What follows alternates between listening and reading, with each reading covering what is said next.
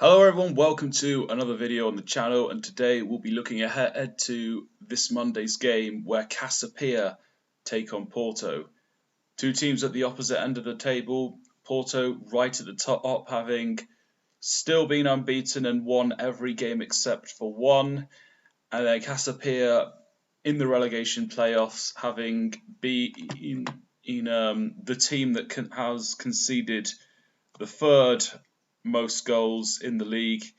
Going into this, Porto are certainly heavy favourites. What I saw against Rangers, the second half was forgettable, but the first half, after a bad start, Porto responded very well. They created various opportunities, forced Rangers into mistakes that led to goals. So that's very promising. And before that, we had a few performances where you're just not sure on Porto's attack, and I don't think it's fully back to what it was earlier in the season, though there's progression, and long may that continue here. What do I think is the best front three that Porto could line up? I believe William Gomez is probably our best option at right wing. Well, I think he's given us the most contributions on that side. Samu at striker, and then it's between Boya Sainz and Oscar Petrusevski. You could go with either of them, and you could even put Oscar P on the right side.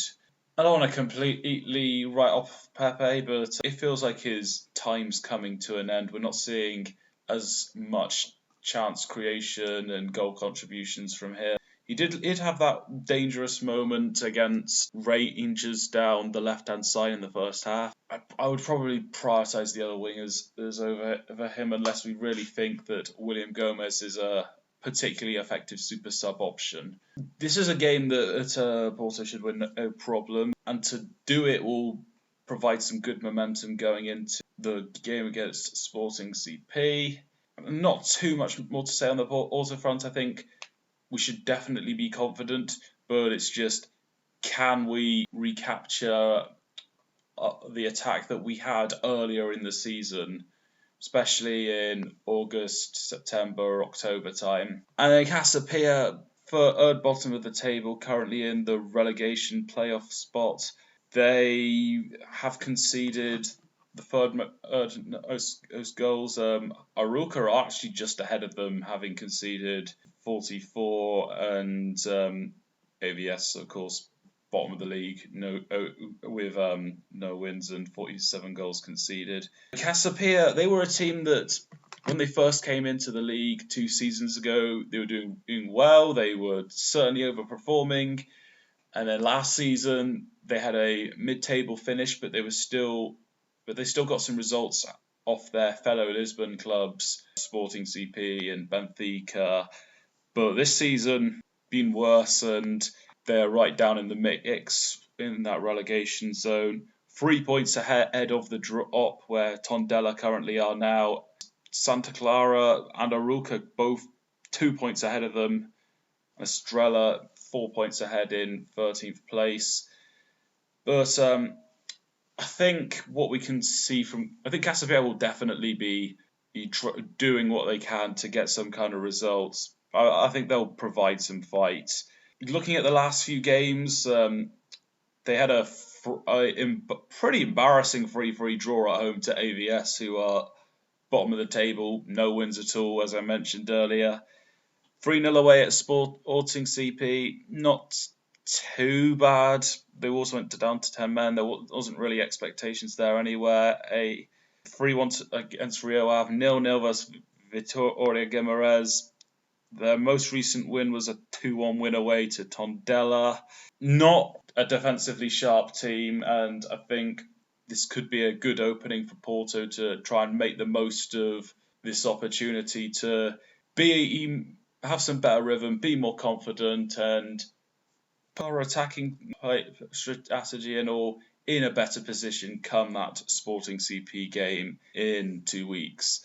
Stand-up players, Jose Font, who has been at Southampton, Braga, various other clubs, who's had a long career and was even part of that Portugal squad that won Euro 2016. Sebastian Perez, who was one of the best players in Boavista's recent years before they went down. In normal circumstances, prediction-wise, I would say 3 or 4-0.